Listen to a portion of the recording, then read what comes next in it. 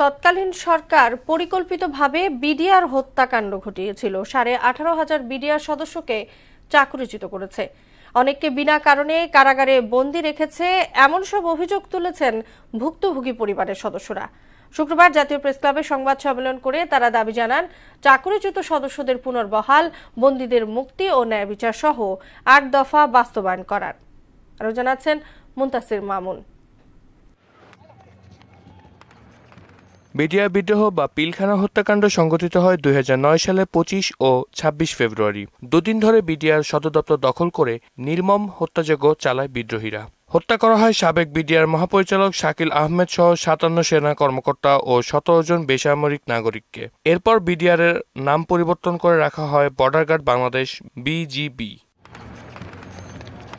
নজিরবিহীন এ হত্যাকাণ্ড ঘটনায় 18,520 জন বিডিআর সদস্যকে চাকরিচ্যুত করা হয়। এখনও কারাগারে 835 জন। যদিও তাদের অনেকের সাজার মেয়াদ শেষ হয়েছে, কিন্তু অজানা কারণে মুক্তি পাচ্ছেন না তারা। জাতীয় প্রেসক্লাবের সংবাদ সম্মেলনে চাকরিচ্যুত সদস্যদের মুক্তি, পুনর্বহাল ও ন্যায় বিচার সহ 8 দফা দাবি জানান স্বজনেরা।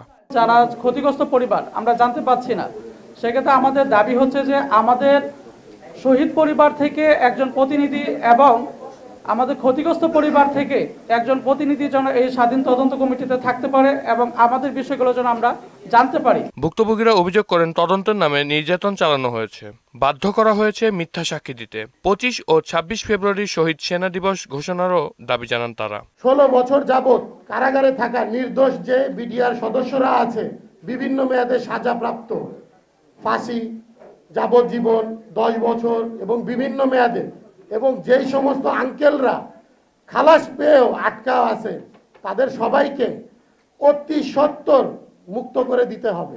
অন্তর্বর্তী সরকারের কাছে পরিবারগুলোর দাবি, সুষ্ঠু তদন্ত করে নিরাপরাধদের মুক্তি দেওয়া এবং সীমান্ত নিরাপত্তা পুনরুদ্ধার করার।